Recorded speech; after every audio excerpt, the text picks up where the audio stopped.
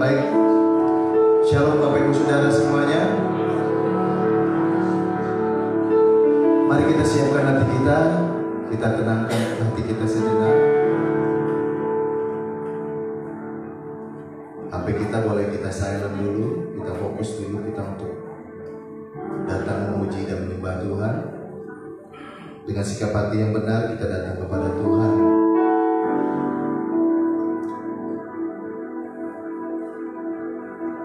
Baik, mari sama-sama kita berdoa saudara. Kita tenangkan hati kita. Tuhan Yesus, pagi hari ini Tuhan kami datang mengucap syukur kepada-Mu Tuhan Yesus. Kami merindukan Tuhan kasih-Mu Tuhan lebih lagi di dalam kehidupan kami Tuhan. Dalam kerinduan kami rindu untuk datang memuji dan menyembah Tuhan Yesus. Kami percaya Tuhan, Engkau yang melihat seluruh isi hati kami Tuhan. Dan karena setiap perkataan kami ataupun tingkah laku kami Tuhan, kami dibenarkan Tuhan. Tapi Kau yang melihat hati kami Tuhan. Kami mau Tuhan, hati kami terus dipenuhi oleh kebenaran Tuhan. Terima kasih Yesus, terima kasih Yesus. Terima kasih Yesus.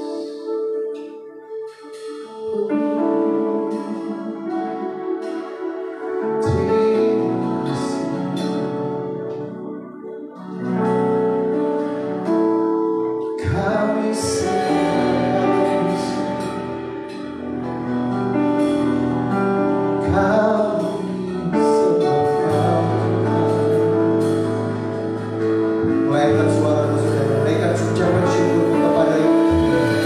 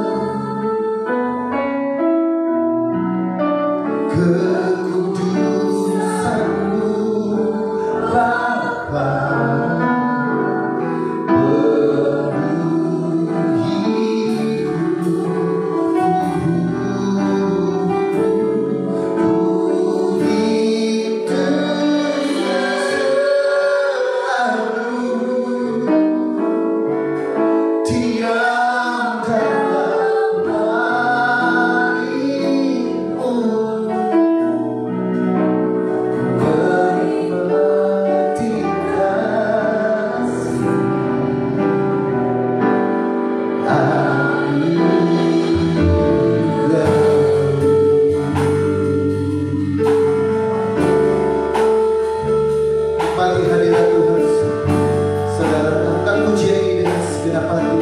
Katakan saat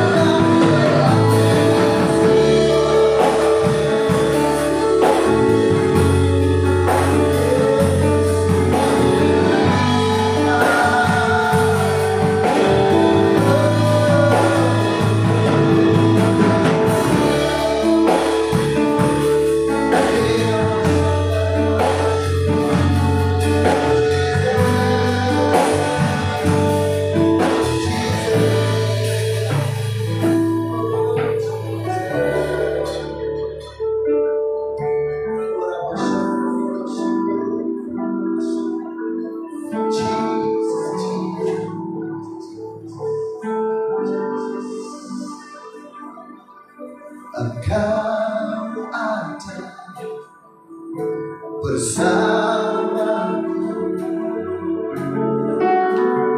di setiap hidupku.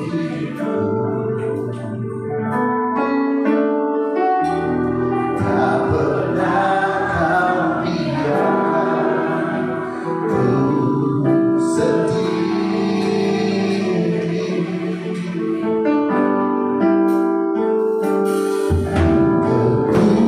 Kekuatan di jiwaku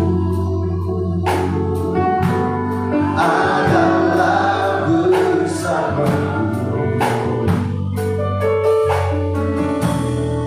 Tak pernah ragukan kasih-Mu.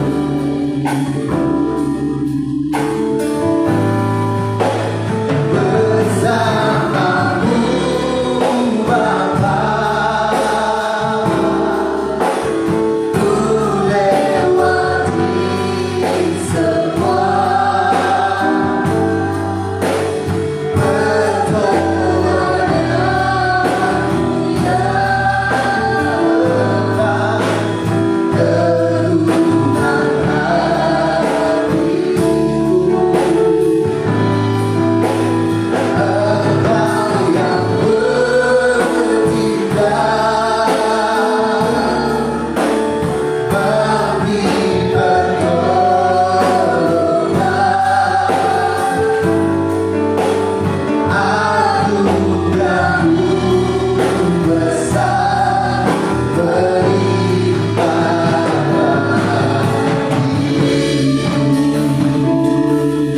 Mari jemaat angkat pujian ini dengan segenap hati.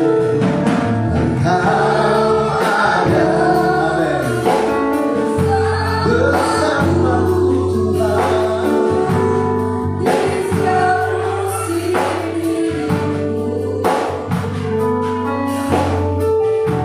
Tak pernah kau biarkan ku sendiri.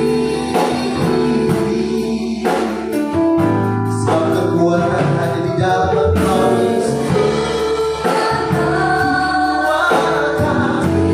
Kekuatan jiwaku adalah bersamamu.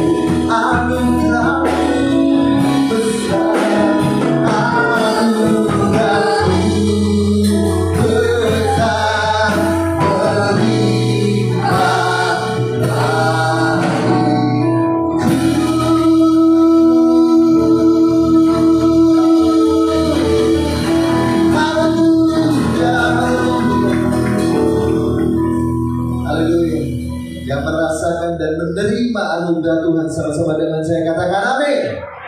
Berikan tepuk tangan yang meriah bagi Tuhan. Haleluya. Saudara percaya kita sudah ditebus oleh segala dosa-dosa kita. Saudara percaya? Amin. Katakan kanan kiri saudara, engkau telah ditebus lunas oleh Tuhan Yesus Kristus. Oleh karena itu, layanilah Tuhan dengan semangat. Katakan sekali lagi, layanilah Tuhan dengan semangat. Amin. Berikan tepuk tangan yang meriah bagi Tuhan.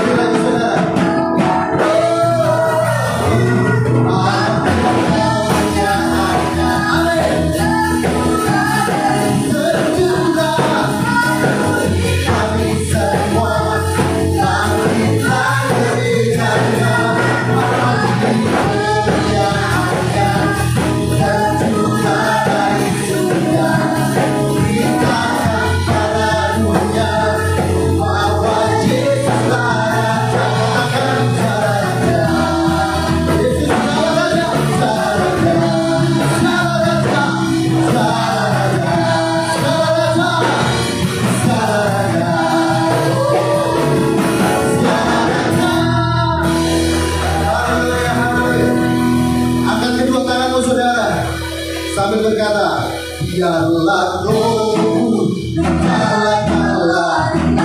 Kamu saudara bangkitkan rohmu.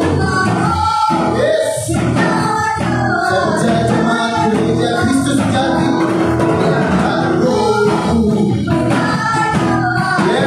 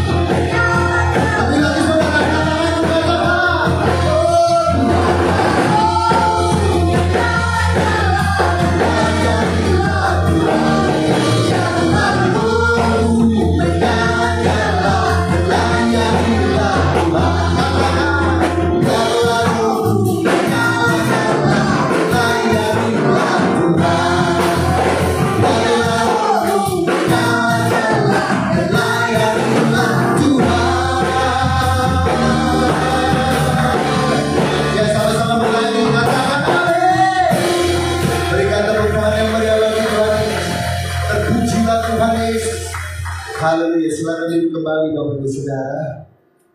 Puji Tuhan. Haleluya. Sebentar kita akan memberikan persembahan saudara.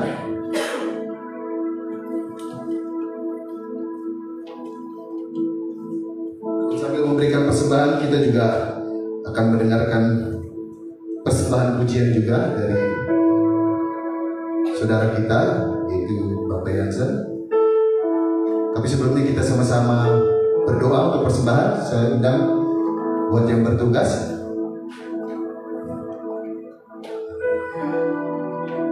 Mari kita berdoa saudara. Tuhan Yesus, kami bersyukur buat kasih dan kebaikan-Mu yang luar biasa atas hidup kami Tuhan. Buat ibadah ini kami berterima kasih Tuhan. Kami bisa memuji dan menyembah Tuhan, meninggikan nama Tuhan. Dan sebentar kami akan memberikan persembahan.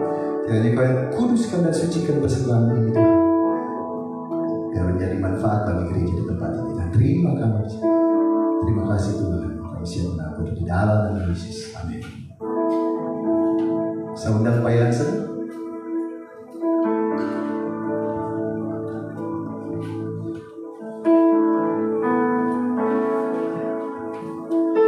Shalom Bapak Ibu sekalian. Saya sedikit mencobakan sebuah lagu Alsara.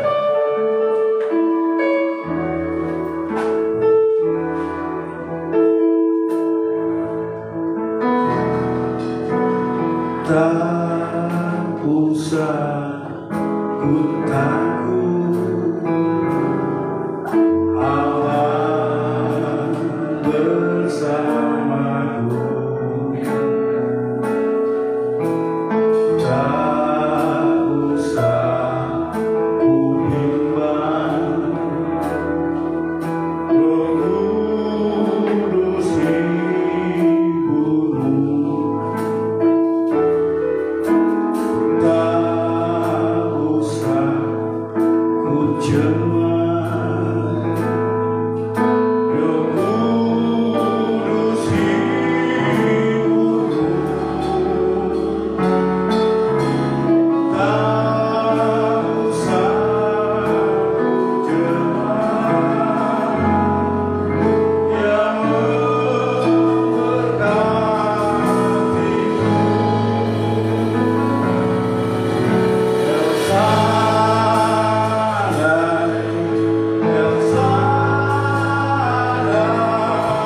Allah Maha Kuasa.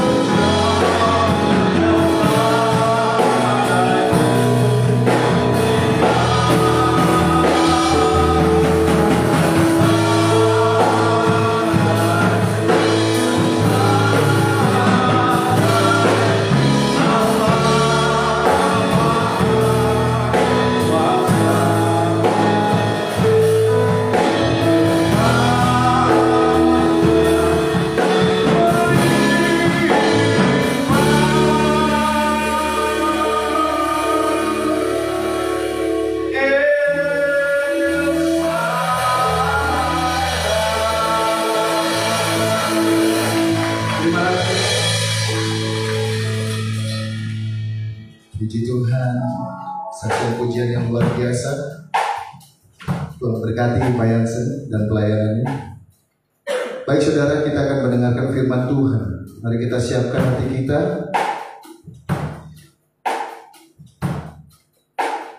Haleluya. Sebab Engkau alasan kami hidup, Tuhan Yesus. Kami bisa ada di tempat ini untuk melayani Tuhan. Sebab karena Engkau, Tuhan. Sebab Engkau alasan kami hidup untuk dapat memuji dan menyembah-Mu, Yesus.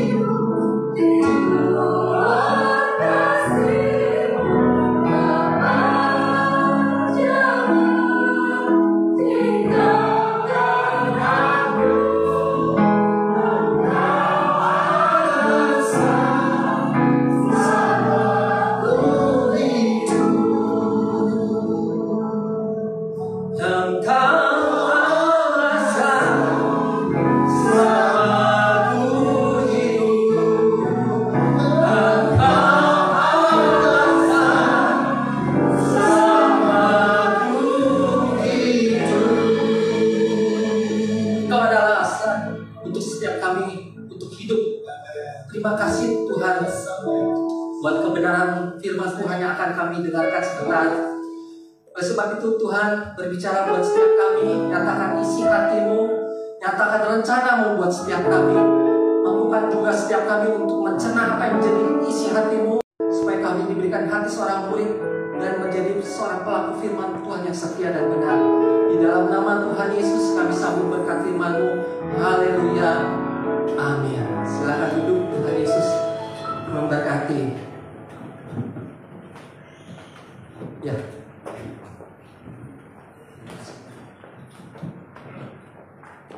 Saya minta slide-nya disiapkan. Shalom Bapak dan Ibu. Apa kabar?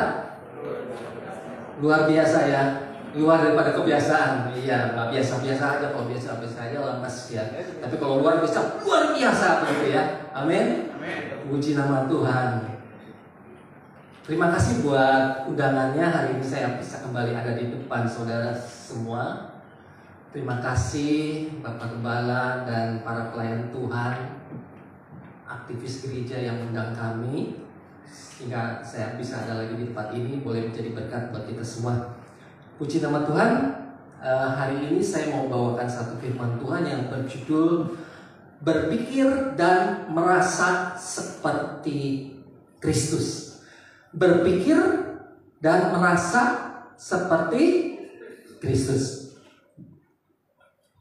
Ya, saudara, ada seorang yang bernama Lisa Rankin. Lisa Rankin ini adalah seorang penulis buku Mind Over Medicine. Mind Over Medicine.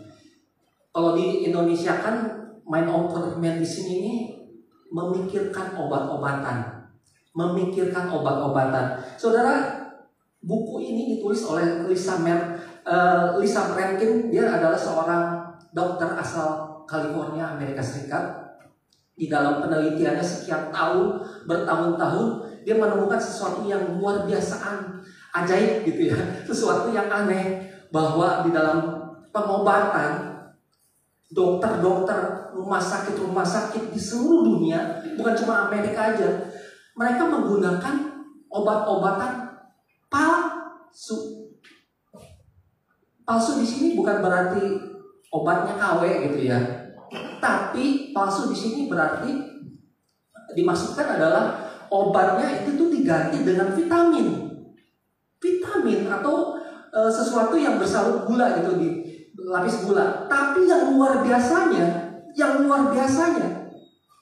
bahwa mereka yang sakit itu setelah dikasih obat vitamin sembuh.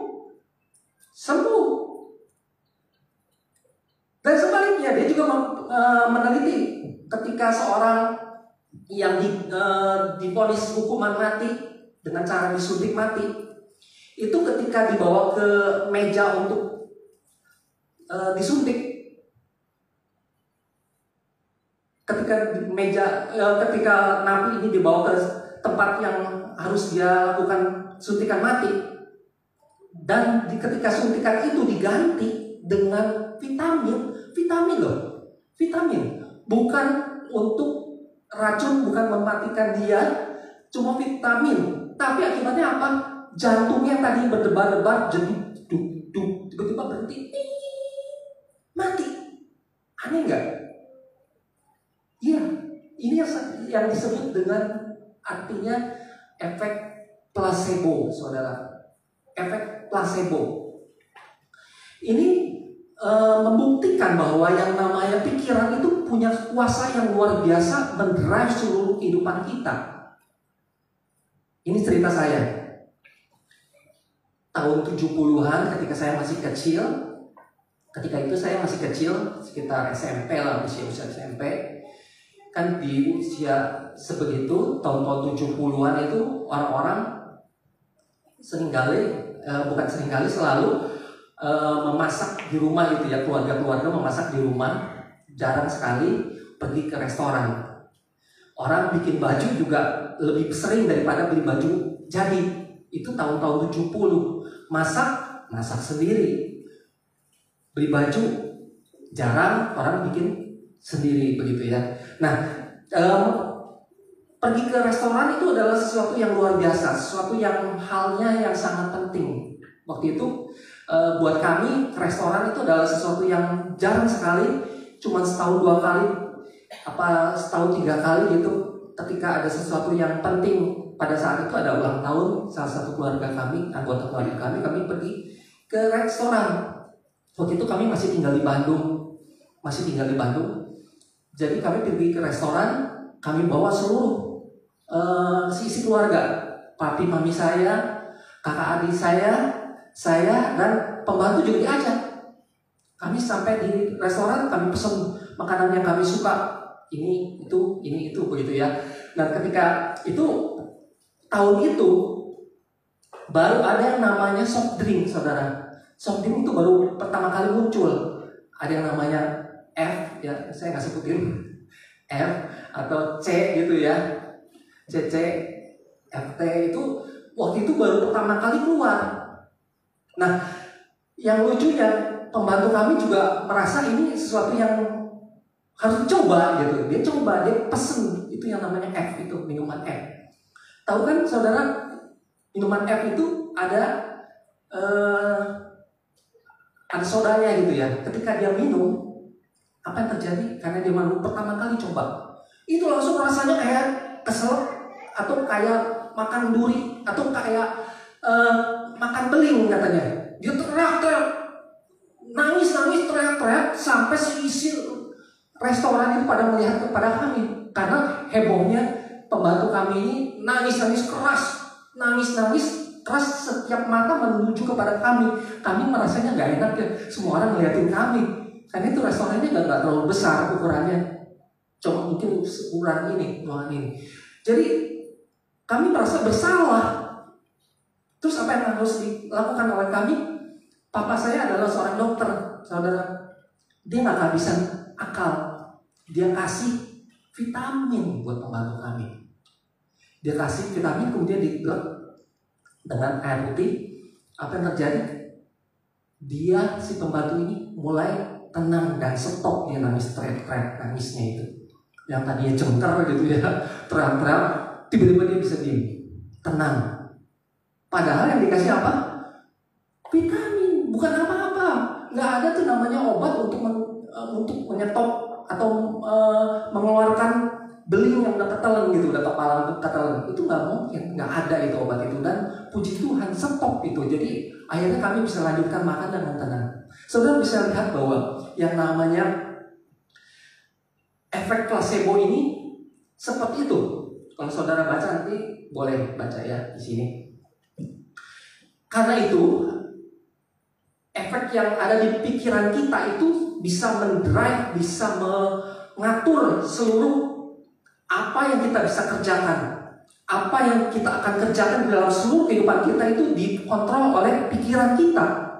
Hidup kita, mati kita pun bisa tergantung dari pikiran kita. Seperti itu, saudara.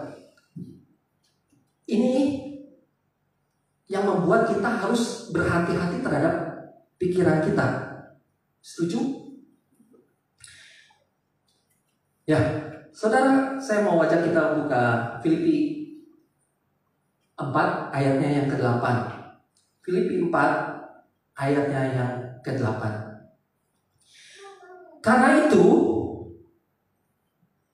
ya, jadi akhirnya saudara-saudara, semua yang benar, semua yang mulia, semua yang adil, semua yang suci, semua yang manis, semua yang sedap didengar, semua yang disebut kebajikan dan patut dipuji, pikirkanlah semua itu. Pikirkanlah semua itu. Saudara kalau mau lihat arti dari per satu kata itu saya sudah terjemahkan di sini. Misalnya hal yang benar itu dalam bahasa Yunani adalah aletheia. Artinya bukan khayalan, bukan angan-angan, bukan hal-hal yang palsu, bukan hanya dusta, bukan tipuan, bukan kejahatan, dan seterusnya. Nanti saudara bisa baca, kalau saya bacakan semua mungkin perlu waktu yang panjang ya. Yang mulia itu seperti apa? Sesuatu yang bukan yang kasar, sesuatu yang bukan yang kotor, bukan yang cabul, bukan yang tidak senonoh begitu ya.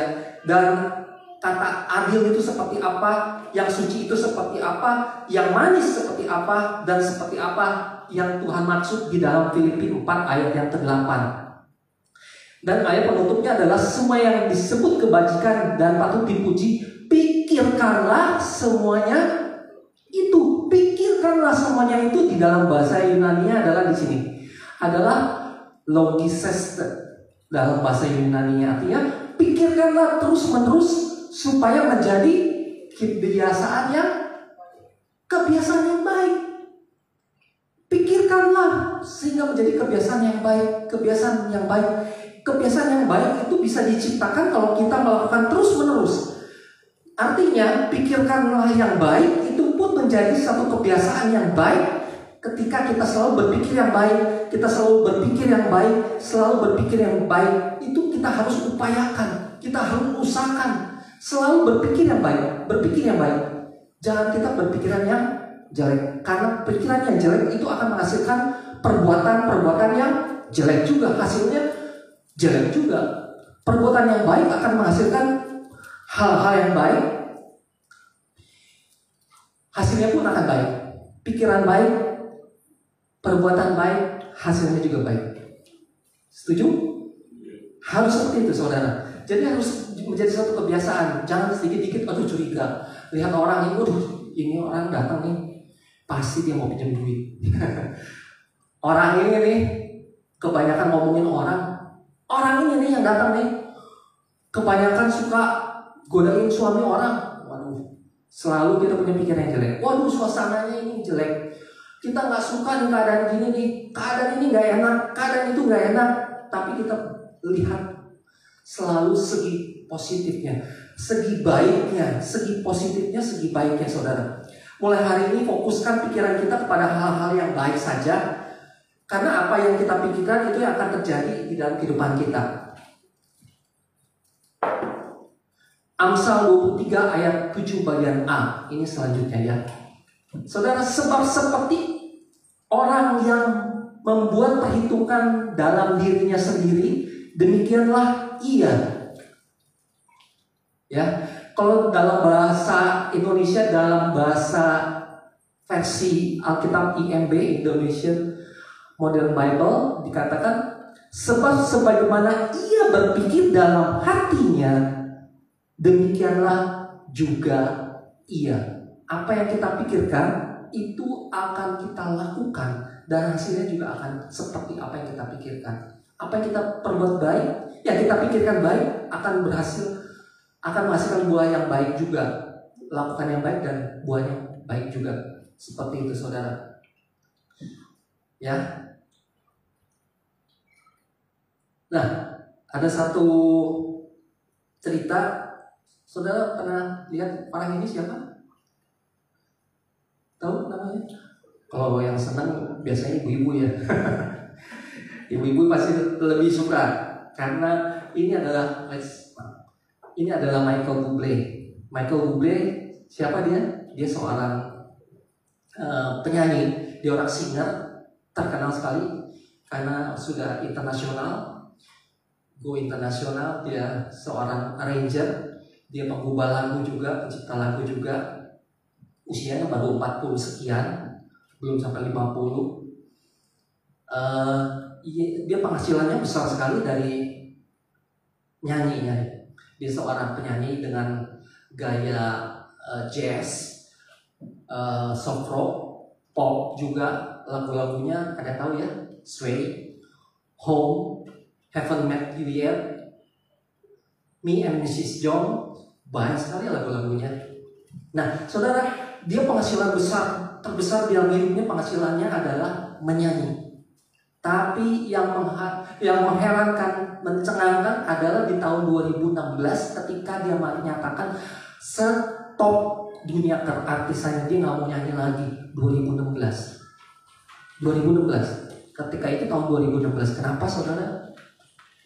Penghasilannya dia yang biasa dia dapatkan uang banyak, dia stop di situ. Rupa-rupanya dia anaknya itu mengalami, namanya Noah ya, Noah Bublé, itu mengalami Sakitnya apa? Kanker hati loh. Anak 3 tahun, bayangin anak 3 tahun terkena sakit kanker. 3 tahun. Anak sekecil itu 3 tahun mengalami sakit kanker. Dan itu menjadi hari-harinya yang begitu harus fokus kepada anak itu untuk pengobatannya. Michael Bublé stop semua kegiatan keartisannya, tur di sana sini dia stop, nyanyi di sana sini, panggung di sana sini dia stop karena untuk fokus hanya push buat anak ini. Anaknya ini namanya Noah. Nah, Noah kecil ini 3 tahun ini dibawa ke rumah sakit. Sama seperti anak-anak yang lain. Kalau dibawa ke rumah sakit bagaimana? Suasananya putih, ruangannya bau obat, mondar-mandir, petugas-petugas kesehatan yang warnanya bajunya serba putih. Takut nggak? Jangankan anak kecil ya. Jangankan anak kecil, kita juga ngeper itu ya. Benar nggak, saudara? Nah, bagaimana dia caranya bisa mengobati anak ini supaya bisa berjalan terus? Pengobatan anaknya ini bisa berjalan terus. Dia upayakan rumah sakit itu, kamar terutama kamar yang dipakai untuk dia berobat, untuk dirawat, maksud saya tempat untuk merawat Noah ini dijadikan satu tempat bermain, saudara. Dia jadikan tempat bermain. Dibuatlah tenda, nggak seperti kamar rumah sakit yang lain. Rumah sakit yang lain kamarnya ada ranjang untuk diatur ketinggiannya begitu ya, bisa rebah, bisa baring. Ada beberapa tempat duduk dan tempat tidur untuk penunggu, pendamping. Tapi ini dia rubah menjadi tenda, menjadi tempat bermain anak-anak. Sehingga apa yang terjadi? Anak ini senang, ke rumah sakit itu senang, sesuatu yang menyenangkan. Dia berpikir bahwa rumah sakit itu adalah tempat untuk bermain. Sehingga apa yang terjadi, saudara? Sembuh.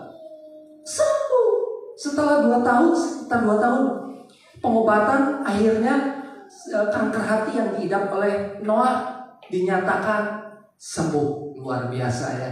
Itu apa? Adalah kekuatan daripada pikiran. Apa yang kita pikir, kita lakukan dan akan berbuah juga seperti apa yang kita pikirkan tersebut.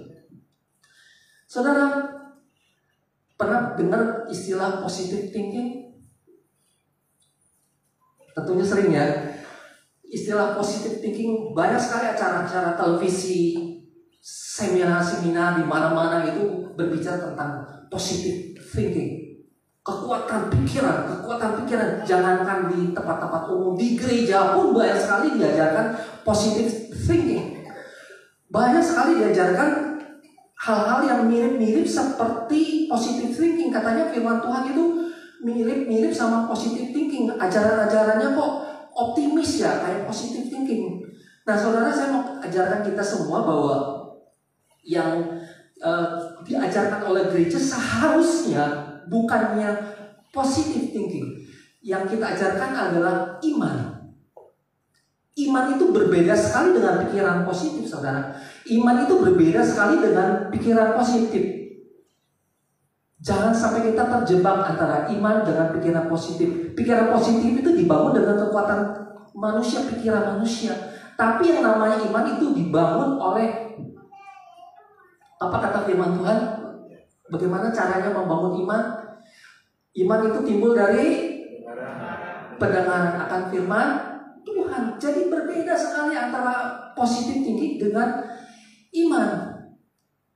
Iman itu lahir dari kita punya pendengaran akan firman Tuhan, percaya kepada firman Tuhan, apa yang kita baca, apa yang kita dengar dari firman Tuhan, itu akan terjadi. Dan motivasinya untuk kemuliaan nama Tuhan. Berbeda dengan positive thinking. Positive thinking itu berbeda. Dia dari kekuatan pikiran. Dan kemudian motivasinya apa? Untuk kebanggaan diri sendiri. Contohnya, saya misalnya seorang murid gitu ya, murid di sekolah. Bagaimana supaya saya menjadi murid dengan ranking 1, juara 1? Bisa nggak? Dengan positive thinking, bisa nggak? Bisa. Caranya saya Saya pakai cara-caranya manusia. Cara-cara manusia bisa. Kita bisa sewa joki. Kita bisa nyontek. Kita bisa sogok guru. Kita bisa sogok dosen. Kita bisa pakai segala macam untuk menjadi seorang juara satu. Bisa nggak? Bisa, jelas. Dan kita melihat bahwa yang namanya positive thinking ini tujuannya juga motivasinya bukan motivasi yang benar. Motivasinya adalah kebanggaan untuk kita sendiri, kebanggaan dari orang tersebut, orang yang menggunakan positive thinking. Jadi bisa nggak pakai positive thinking? Bisa, tapi tidak benar. Nah, saudara, saya melanjutkan bagaimana berpikir dan merasa seperti Kristus. Berpikir dan merasa seperti Kristus. Berpikir dan merasa seperti Kristus. Apa sih bedanya berpikir sama merasa? Pada dengar firman Tuhan yang bilang begini, cerdik seperti ular, tulus seperti merpati. Cerdik itu di pikiran. Tulus adanya ada di hati kita. Ya, harusnya seimbang. Kebanyakan anak Tuhan itu lebih cerdik. Oke, cerdik. Tapi terbaik. Kebanyakan anak Tuhan itu udah tulus, tapi kurang cerdik. Makanya firman Tuhan dikatakan harus cerdik seperti ular, tulus seperti merpati. Artinya harus seimbang, harus sama gitu ya. Tulusnya oke, tapi juga harus cerdik. Nah, saudara, berpikir dan merasa seperti Kristus. Filipi 2 ayatnya yang kelima.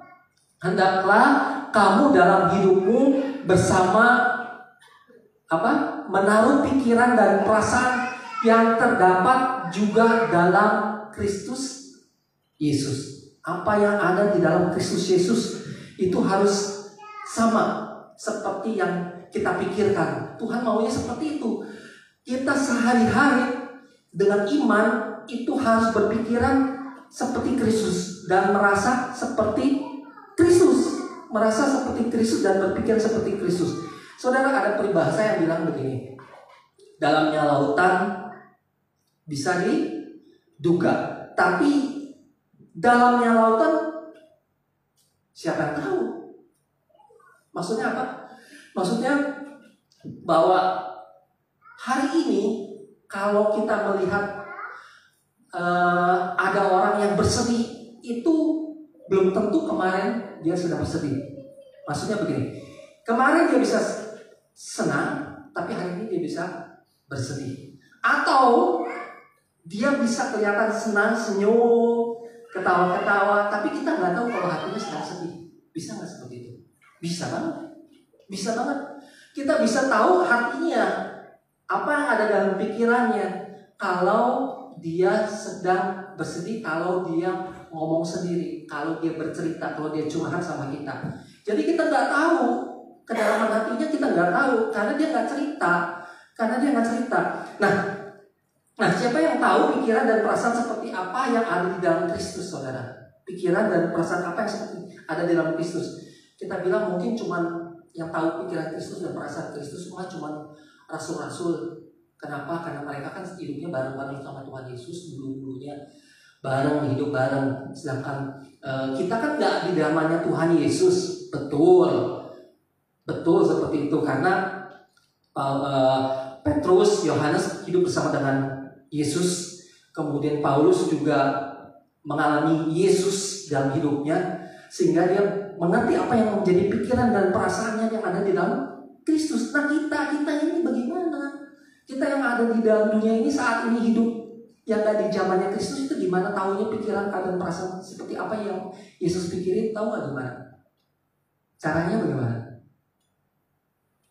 Gampang sekali, saudara.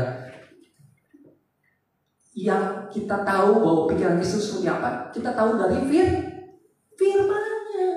Apa yang dia tulis, apa yang dia firmankannya, itu pasti yang ada di hatinya Yesus, yang ada di pikirannya Kristus. Itu gampang sekali, saudara.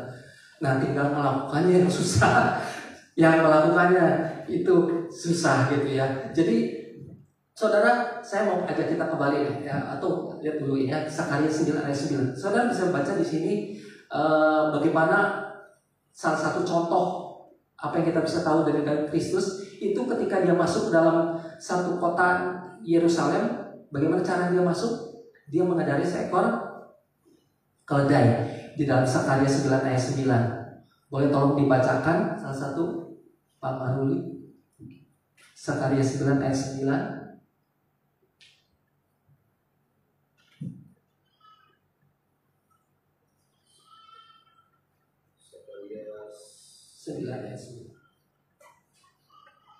Sakaria 9 ayat 9 demikian firman Tuhan. Berikutnya Raja Mesias di Sion. Bersorak-soraklah dengan nyaring, hai putri Sion. Bersorak-sorailah, hai putri Yerusalem. Lihat rajamu datang kepadamu. Ia adil dan jaya. Ia lemah lembut dan mengendarai seekor keledai. Seekor keledai beban yang mudah. Amin. Saudara bisa melihat bahwa seorang raja di atas segala raja itu masuk di kota Yerusalem dengan mengendarai seekor keledai. Kenapa nggak pakai kuda? Kenapa nggak pakai kereta kuda? Apakah Yesus nggak sanggup untuk mendatangkan pasukan malaikatnya untuk mengiring dia? Sangat bisa, sangat bisa. Tapi kenapa dia pakai keledai? Karena dia mau tunjukkan bahwa keselamatan yang dibawa oleh dia, yang dia kerjakan itu dengan cara apa? Damai sejahtera yang dia bawa itu dengan secara kerendahan hati, saudara. Bukan dengan kepongahan, dengan kesombongan yang luar biasa. Nah, itu yang dikerjakan oleh Tuhan Yesus ketika ada di dalam dunia ini. Jadi kita bisa melihat bahwa Kristus itu sangat rendah hati, saudara. Yesus itu sangat rendah hati. Kristus itu sangat rendah hati. Pikirannya, perasaannya sangat rendah hati. Kita mau seperti ini? Haleluya ya. Puji nama Tuhan. Kita lanjut ya. Saudara, saya kembali ke Filipi 4 ayat yang ke-8 tadi. Saudara, surat Filipi tersebut yang mengatakan bahwa kita harus berpikiran selalu yang benar, mulia, adil, yang sedap didengar, itu seperti apa? Paulus menuliskan surat Filipi tersebut buat jemaat di Filipi tentunya. Mungkin kita berpikiran dia ngomong gitu, Paulus ini mungkin menuliskannya dalam keadaan yang baik-baik saja, dalam keadaan enak saja, dalam keadaan santai. Enggak. Saya katakan tidak. Kenapa? Karena dia menuliskan kata-kata seperti ini, tulisan seperti ini ketika Paulus sedang ada di dalam penjara, saudara, di dalam bui. Tubuhnya boleh terpenjara, tapi hati, pikiran, dan perasaannya tidak terpenjara, saudara. Tidak terpenjara. Dia mengalami aniaya di dalam penjara. Terus bagaimana caranya surat itu bisa sampai kepada jemaat di Filipi? Surat itu diantar oleh Timotius, seorang murid daripada Paulus, yang mengantarkan kepada jemaat di Filipi. Nah, mungkin kita berpikir bahwa yang namanya Timotius ini orang yang baik-baik saja. Enggak, saudara. Timotius ini adalah seorang murid yang memang setia, tapi dia juga seorang yang keadaannya nggak sehat-sehat selalu. Dia punya pencernaan yang terganggu, lambung yang terganggu. Kalau saudara boleh baca di dalam 1 Timotius 5 ayat 23, nanti saudara bisa baca. Nah, siapa yang ada di dalam jemaat Filipi? Mungkin kita bilang jemaat yang sangat makmur, jemaat yang luar biasa dipakai Tuhan ini. Bukan orang yang dalam keadaan kekayaan dan makmur yang luar biasa, saudara. Saya mau kasih tahu. Kenapa? Walaupun mereka bisa memberikan persembahan yang begitu tulus, walaupun mereka bisa mendukung pelayanannya Paulus, kemanapun Paulus ada, bentuk keuangan, tenaga, dan segala sesuatunya, itu bukan berarti jemaat Filipi dalam keadaan baik-baik saja. Jemaat Filipi, saya mau ceritakan bahwa jemaat Filipi adalah orang-orang yang budak, saudara. Dan sebagian lagi adalah orang-orang yang veteran perang Roma. Jadi sebagian adalah orang-orang yang cacat sebetulnya. Cacat karena perang, ya. Dan sedikit orang-orang Yahudinya. Dan di sana di Filipi cuma ada satu rumah ibadah, satu rumah sembahyang kecil.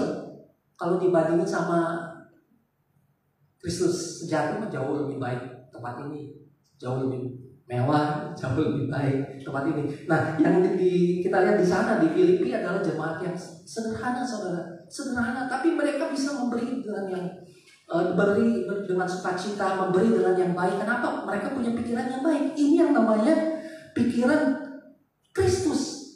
Mereka memiliki pikiran Kristus.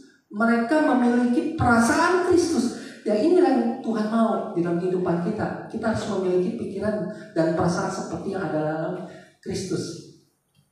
Nah, saudara, apa yang Yesus pikirkan soal kondisi kita saat ini? Kita kan baru sedikit lepas dari masa pandemi yang begitu ketat, tapi mulai naik lagi ya. Dan kita mulai melihat bagaimana dampak daripada perang Rusia dan Ukraina. Dampaknya begitu luar biasa ya, saudara. Saya jualan motor di Rengas Dengklok, tapi keadaannya memang belum bisa membaik. Kenapa? Karena Amerika memblokir. Karena Rusia menyerang Ukraina, Amerika kemudian menghukum Rusia dengan memblokir barang-barang komoditi ekspornya ke Rusia. Dan sebaliknya Rusia juga balik memblokir barang-barangnya, dia nggak kirim ke Amerika. Ada banyak negara yang nggak dikirim, termasuk yang namanya bahan yang namanya germanium dan palladium. Germanium dan palladium adalah satu bahan untuk membuat ecu, salah satu bahan untuk membuat IC, otak daripada motor gitu ya. Ecu mobil, motor, HP, laptop, dan banyak barang-barang elektronik lain, sehingga barangnya susah. Barang-barang yang tadinya cuma harus dipesan, katakanlah motor Scoopy ya 3 bulan harus dipesan kemudian gitu, tapi sekarang harus lebih lama lagi, bisa 6 bulan. Itu yang terjadi. Barang-barang sebegitu sulit dan akhirnya kami penjualannya sangat merosot. Nah, saudara, apa yang terjadi saat ini? Ekonomi Indonesia juga nggak membaik, belum membaik. Apakah Yesus nggak tahu? Apakah pikiran Yesus nggak tahu? Yesus tahu, saudara. Makanya dia katakan di dalam Matius 7 ayat 7, katakan, mintalah maka akan diberi, cari maka kamu akan mendapat, ketoklah maka kamu akan dibukakan. Nah, Tuhan mengatakan minta, cari, dan ketok. Kenapa? Karena saya yakin dan saya percaya bahwa Tuhan punya jawaban daripada apa yang kita butuhkan.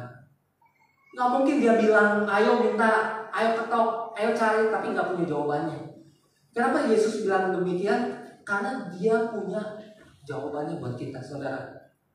Nah, saudara, zaman sulit kita tahu banyak orang yang di PHK, pekerjaan-pekerjaan, orang-orang banyak yang kehilangan pekerjaannya, banyak usaha yang tutup. Nah, apa yang harus kita kerjakan, saudara? Kita pakai pikiran-pikiran yang ada dalam Kristus. Kristus mau memberkati kita semua. Kita bisa menjadikan saat-saat yang seperti ini, pandemi ini, menjadi seorang yang sukses ataupun kita seorang yang gagal, saudara. Tergantung apa yang ada dalam pikiran kita. Kalau kita berpikiran yang baik, kita akan menghasilkan hasil yang baik. Melakukan yang baik, hasil yang baik. Sama seperti kalau kita melihat dua perumpamaan. Kalau pandemi ini kita ibaratkan sebagai satu ombak yang besar. Bagaimana caranya supaya kita bisa menang terhadap ombak yang besar, kita bisa mengalahkan, kita bisa menguasai? Apakah kita menjadi seorang nelayan yang hanya bisa mencari ikan ketika lautnya mulai tenang, atau kita menjadikan ombak yang besar itu kita sebagai seorang peselancar, saudara? Peselancar maksudnya gini, kita bisa menggunakan ombak itu sebagai arena kita bermain. Kita bermain di atas selancar, kita bermain di atas ombak, kita bisa bermain cantik di atas ombak. Itu tergantung dari kita semua. Saudara mau menjadi seorang nelayan atau sebagai seorang peselancar? Betul? Apa yang ada dalam pikiran saudara, itu yang akan saudara lakukan. Anda seorang peselancar atau Anda seorang nelayan? Itu ada dalam pikiran saudara. Nah, saya percaya kita semua pasti memikirkan bahwa kita harus menjadi seorang peselancar. Amin. Amin. Saya percaya, saya yakin kita semua diberkati oleh firman Tuhan pada siang hari ini. Saya mau tutup firman Tuhan dengan quote. Kita bangkit berdiri, saudara. Pemain musik tampil ke depan. Saya mau ajak kita baca bareng-bareng ya. Ya, kita baca bareng-bareng. 1, 2, 3. Mohonkanlah supaya Tuhan menunjukkan pikiran, perasaan, dan rencananya kepada kita, bukan memberkati impian-impian kita. Kita beri kemuliaan buat nama Tuhan. Saudara, kita naikkan satu pujian. Karena salibmu, hanya Kau Tuhan di hidupku.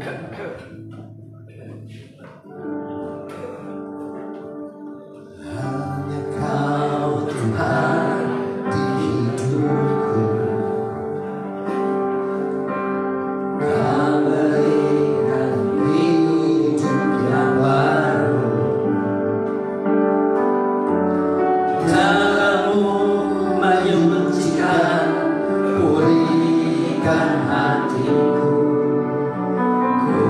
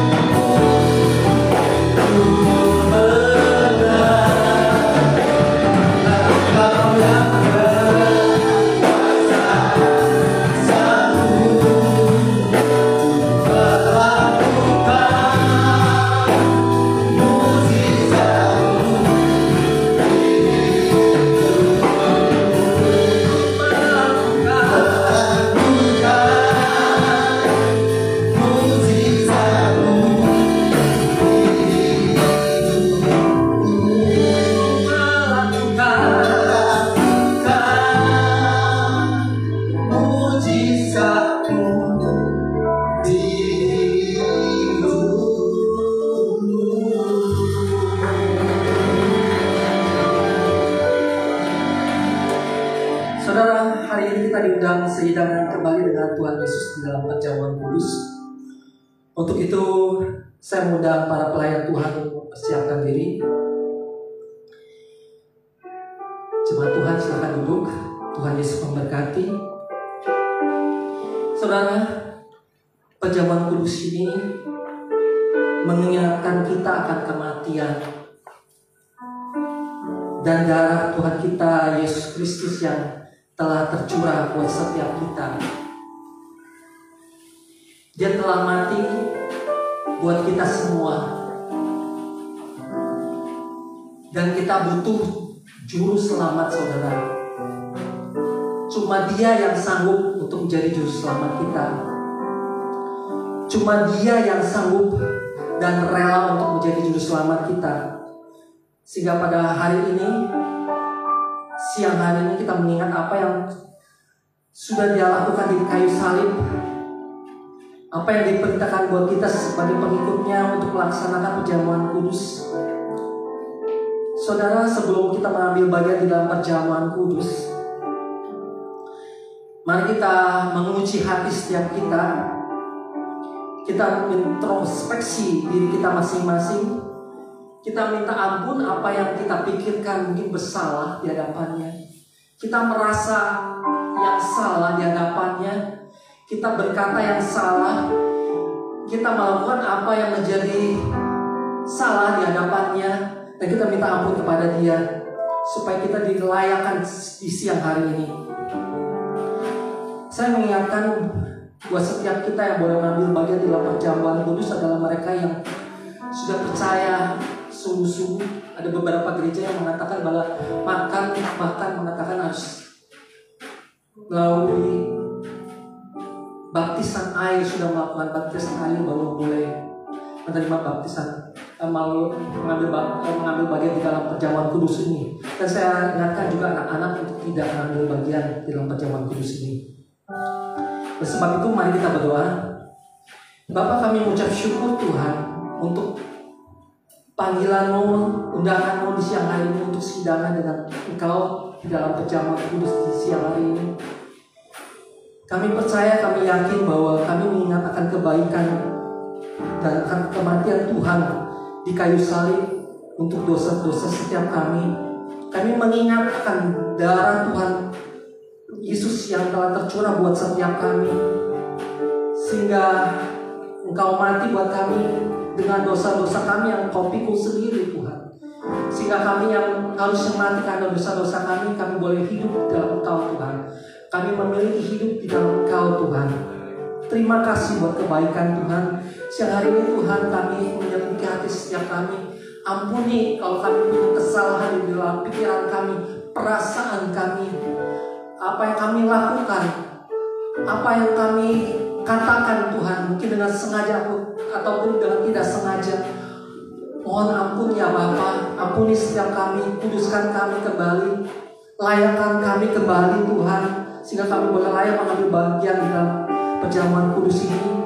Kami berdoa buat mereka yang bertugas untuk bisa melaksanakan dengan baik, karena Tuhan menyertai mereka. Tuhan memberkati juga jemaat Tuhan yang mengambil bagiannya, sehingga kami semua boleh mendapatkan bagian yang terbaik untuk kehidupan kekal yang Tuhan sediakan buat setiap kami. Terima kasih Tuhan. Dalam nama Tuhan Yesus. Amin. Saya minta para pelayan Tuhan untuk membagikannya. Silakan dibagikan. Dan kita kembali naikkan pujian tadi. Hanya Kau Tuhan, hanya Kau Tuhan di hidupku. Kau berikan hidup yang baru. Darah-Mu menyucikan, pulihkan hatiku. Ku nyatakan Kaulah segala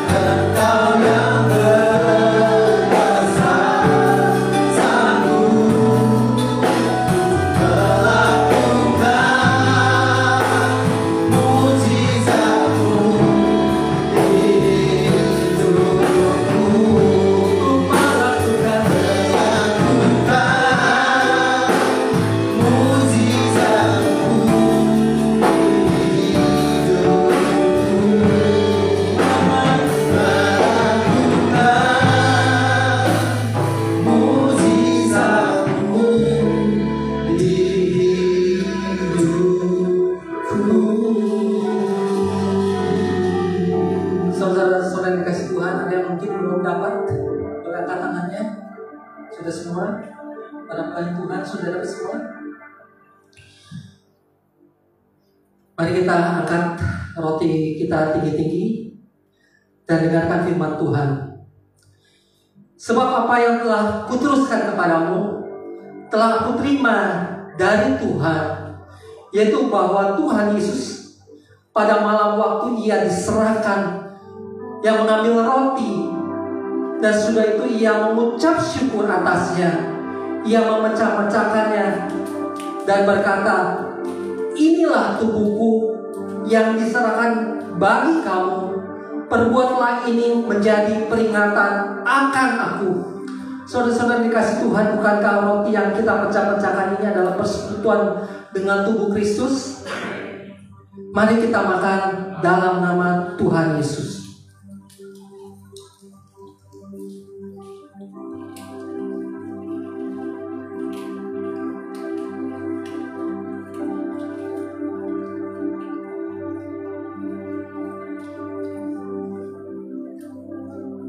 Sekarang mari kita angkat cawan kita tinggi-tinggi dan dengarkan firman Tuhan.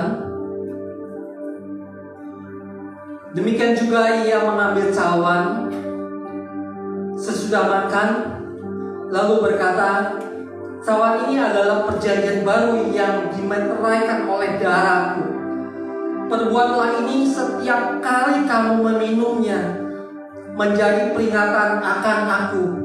Saudara-saudara dikasih Tuhan, bukankah anggur yang kita minum ini adalah persekutuan dengan darah Kristus? Amin. Mari kita minum dalam nama Tuhan Yesus.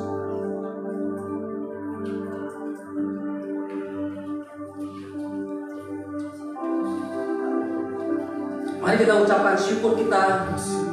Katakan terima kasih Tuhan. Terima kasih Tuhan.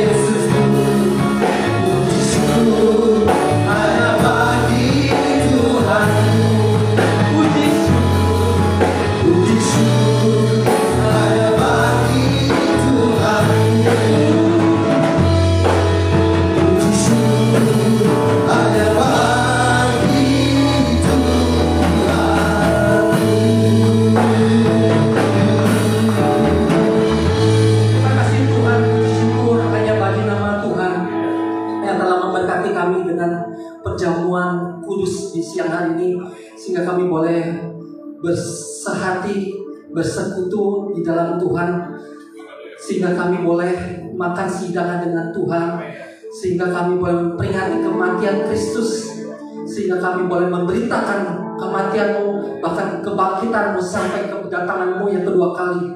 Terima kasih buat gereja-Mu yang telah Engkau senantiasa berkati Tuhan di siang hari ini, bahkan hari-hari yang lalu dan hari-hari ke depan Tuhan, lewat pembebalan Bapak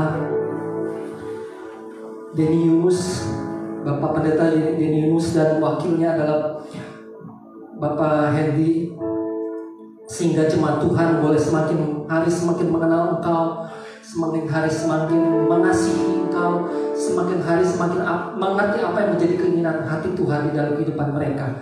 Terima kasih Tuhan, terima kasih. Kami ucap syukur buat apa yang Tuhan kerjakan dalam kehidupan kami. Hari-hari selanjutnya kami percaya Tuhan, kami dalam pimpinan Tuhan. Dan sebentar kalau kami mau memberikan perpuluhan Tuhan, kami berdoa secara khusus Tuhan, berkati setiap kami yang mengambil bagian di dalam mengembalikan milik Tuhan, persepuluhan ini Tuhan.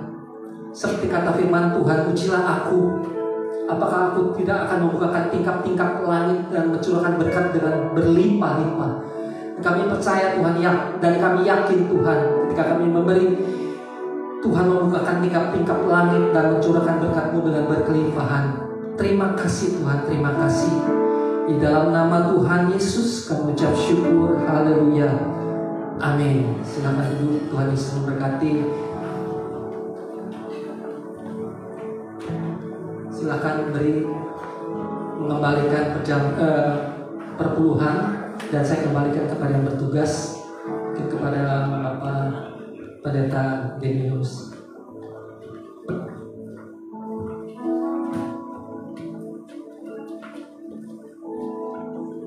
Silakan menabur saudara untuk perpuluhan. Telah kulihat bukti kasih-Mu, Kau menderita gantikanku. Dengan darah-Mu Kau selamatkanku. Kini ku hidup menyenangkan-Mu. Terlalu besar kasih-Mu Bapa, pengorbanan yang Kau berikan bagiku.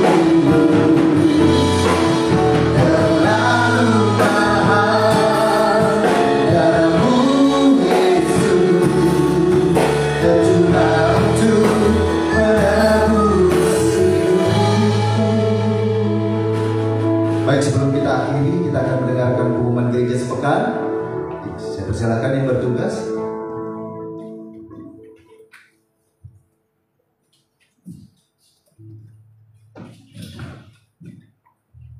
Shalom, selamat siang semuanya. Terima kasih yang diucapkan atas nama dari Bapak Pendeta Haryanto dan sebagai di keluarga dan Bapak. Terima kasih juga ucapan untuk PL dan pekerja yang bertugas siang hari ini. Kami menyambut Bapak Ibu yang baru mengajukan ini, jika mengatakan di untuk bisa melambaikan tangan. Sepertinya semuanya jemaat yang senior ya. Jadi kami akan kembali Bapak Ibu Saudara untuk kembali beribadah di tempat ini hari Minggu depan, tanggal 10 Juli. Jam 10 di tempat ini. Kemudian seluruh kegiatan gereja sementara diliburkan. Petugas minggu kedua bulan Juli akan diinformasikan lewat bahasa oleh koordinator ibadah. Bagi Bapak Ibu yang ingin baptis atau mendapatkan pelayanan bisa menghubungi Koordinator. Demikian pengumuman pada siang hari ini. Tuhan Yesus memberkati. Baik, saya undang Bapak Ibu Saudara bangkit berdiri. Kita akan akhiri pada kita pagi hari ini.